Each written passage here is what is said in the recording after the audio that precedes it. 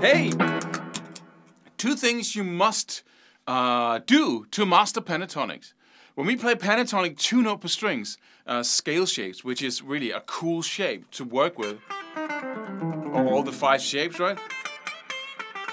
Because it's a really good phrasing shape. It's a little bit harder if you want to use alternate picking to play a lot of fast runs in it, but you can use hammer-ons and pull-offs to do that.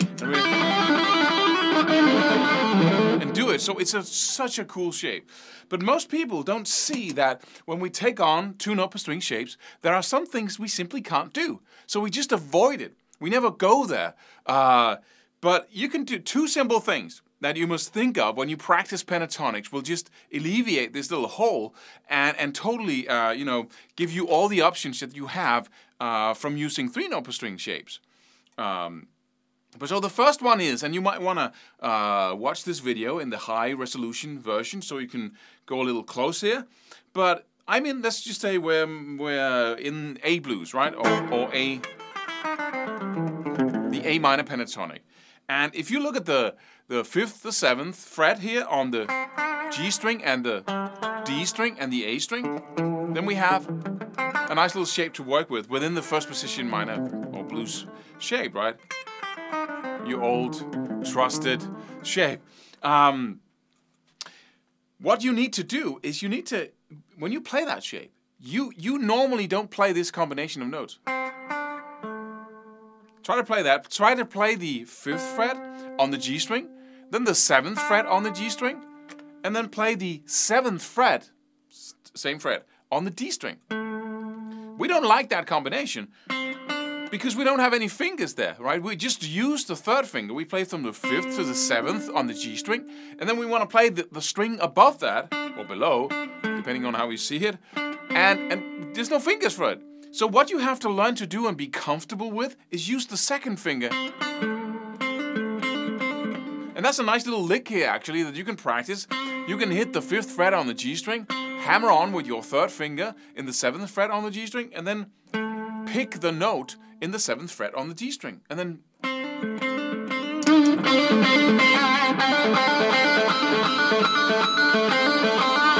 Right? Just do it 1 string lower here. When you go to the A string, you suddenly have 2 different fingers who can do the job because the shape changes. So you can do the 5th, the 7th, and then do the 8th fret with your 4th finger on the low E string, right?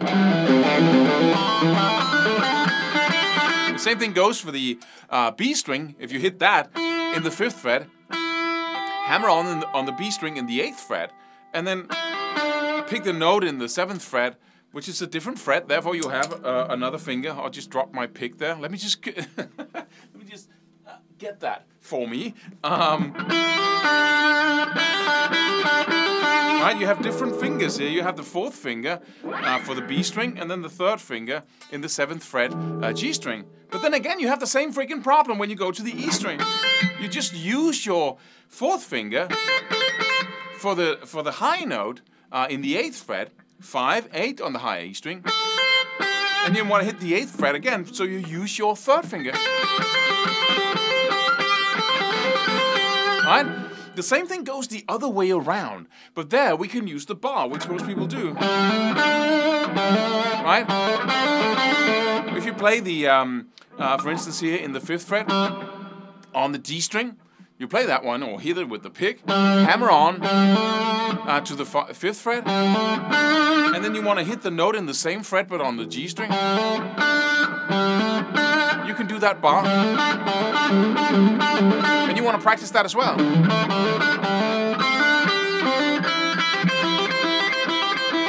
Right?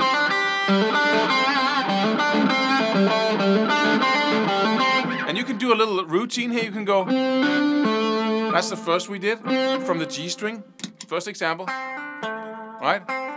And then you can go to the, just play that first, 5, 7 on the G string, pick, hammer on, play the 7th fret on the D string with the 2nd finger, right? Then you go directly to the D string 5th fret with your 1st finger, hammer on and do a bar to the G string.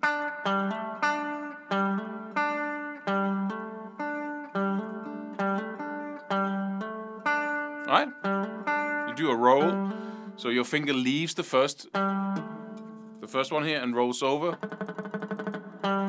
If you hit the D string with the tip of your finger instead of doing like this with your tip of your finger, when you then bar the G string, then your finger will naturally leave the D string and just touch it lightly, which is what we call a roll, right? So you do that, and then you do the other one again.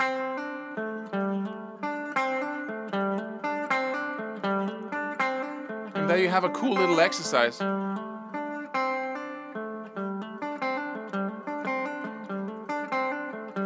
Just play it at a tempo where you can really do it. And keep doing that.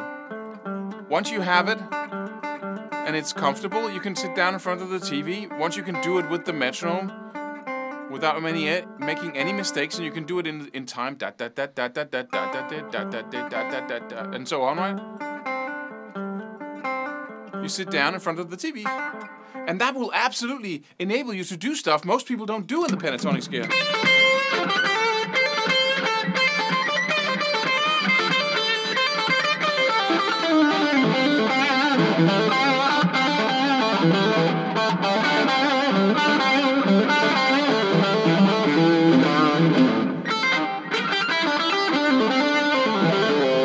Right?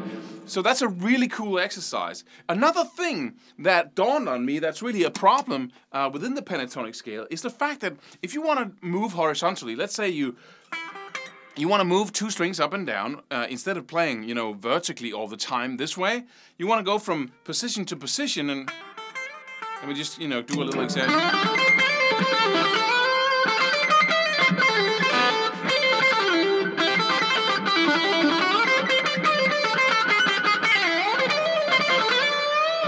Right, so you almost stay on the B and E string instead of going this way. Then you have a problem. Watch here, because if you play it with the correct fingering, then you play it with the first finger in the 5th fret in the key of A here, and you use your 4th finger for the 8th fret, right?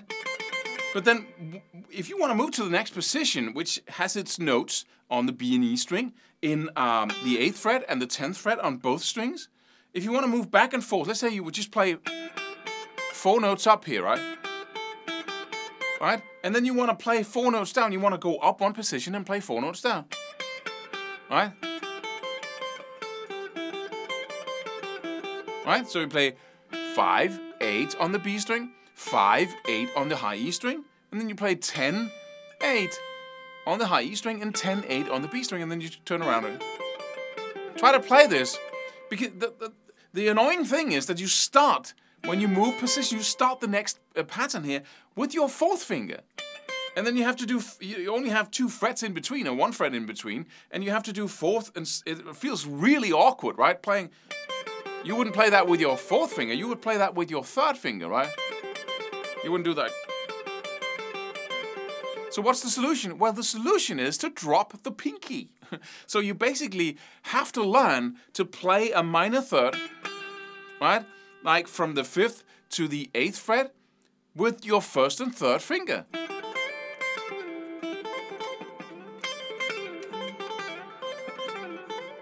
Right? And suddenly you don't have that problem anymore. So that's a prerequisite for really mastering 2 upper string pentatonics, is that you sometimes don't play with your 4th finger. And most people say, oh, but you should use the 4th finger. That's the correct way of playing. And people who don't do that very much are really, self-taught often, and they don't have the kind of freedom other people have. But when we're talking phrasing, pentatonics and all that, you have to forget that classical mindset or classically taught mindset and just, because... So I'm playing my 4th finger here, right? And then I use my 3rd finger suddenly.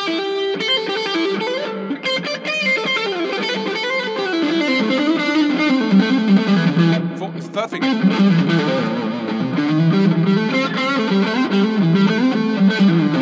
And that suddenly enables you to play all kinds of sequences back and forth in a horizontal way, without having that constant problem of having to play, intervals like this with the 4th and 1st finger. So these are the two things. And if you put those in your practice routine, just do it every time you pick up your guitar from now on for the next 4 weeks, then you'll totally erase that, that inability to use the 2-note per string shapes as you can use the 3-note per string shapes. Suddenly you can play everything in a 2-note per string shape that you would play in a... Because you have that ability. Right? Right? Suddenly you have total freedom.